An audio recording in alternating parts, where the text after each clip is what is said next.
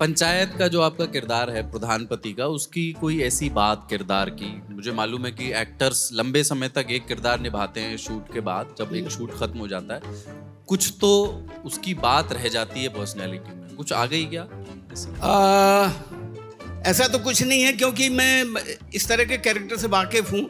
मैं जब पारसी थिएटर में था, और वैसे ही मैं खुद ही बहुत ही देहात का ही हूँ, बज्जेड़ देहाती हूँ। मैं बैलगाड़ी चलाता था बचपन में, भैंसे चराया करता था। वहीं ये सब पंचायत में सरपंच पंच लोग वैसे ही वो अखाड़े के सामने बैठ के अपनी पंचायत करते रहते थे। तो मुझे उस वक्त से याद है इन पंचों का, सरपंचों का जो होते हैं, बस वो जब कोई किसी की शादी ब्याह होती है तो अखाड़े के सामने बैठ जाते और पंचायत शुरू कर देते हैं। तो हम लोग बच्चे थे, छोटे थे, रहूँगा कोई 4-5 साल का, तो किसी की शादी में बस वो बैठे हुए थे, तो हम लोग खेल रहे थे सब बच्चे वहाँ पे।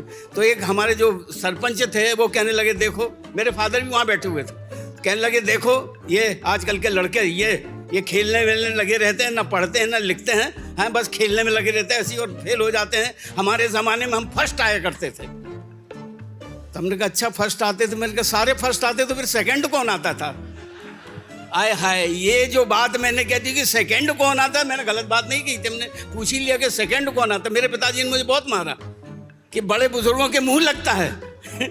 उसके बाद भैया मैं बुजुर्गों के मुँह नहीं लगा, मैंने बदला यहाँ लिया इसमें पंचायत में आके, अब मैं बन के दिखाता हूँ, बस वही है और कुछ नहीं, इतनी सी बात है।